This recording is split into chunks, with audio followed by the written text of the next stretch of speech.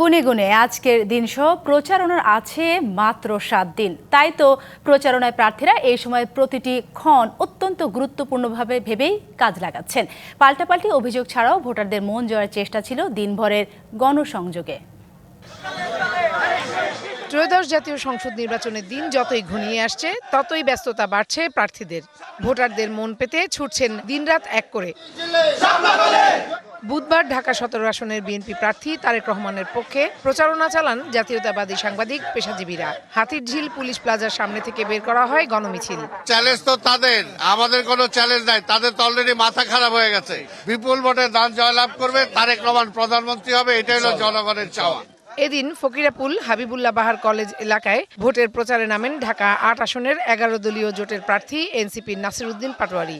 ঢাকা 8-এ অনেকে না বুঝে আমাকে হ্যারাস করতেছে, আক্রমণ করতেছে। আমি তাদের প্রতি একটা সবিনয় অনুরোধ, আমি তোমাদের ভাই, তোমরা আমার ভাই, আমি আপনাদেরকে ক্ষমা করে দিলাম। আমরা একটি সুন্দর সম্প্রীতি সমাজ গড়তে চাই। মুগদার বিভিন্ন এলাকা গণসংযোগ ও উঠান বৈঠক করেন ঢাকা 9 আসনের বিএনপি প্রার্থী হাবিবুর রশিদ হাবিব। প্রতিশ্রুতি দেন নির্বাচিত হলে এলাকার উন্নয়নের। আমাদের এই এলাকাকে আমরা চিকিৎসার সুবিধা আরও বাড়াতে চাই। রাস্তাঘাটের সংস্কার প্রয়োজন, আমাদের জলবদ্ধতা দূরীকরণ প্রয়োজন, যাতে করে আমরা একটি ঢাকার নিরাপদ উন্নয়নের ঢাকা 9 গড়ে তুলতে পারি। মালিবাগ এলাকায় প্রচারণা চালান ঢাকা 11 আসনের প্রার্থী এনসিপির আহ্বায়ক নাহিদ ইসলাম।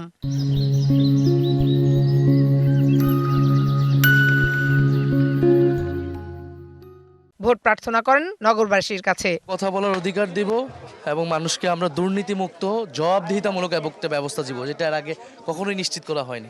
সবাই ভোট দিতে আসবেন। ভয় ভীতি আতঙ্ক অনেক অপপ্রচার হইতে পারে, কিন্তু সবকিছু উপেক্ষা করে 12ই ফেব্রুয়ারি ভোটারদের উপস্থিতি সবকিছু পাল্টে দেবে।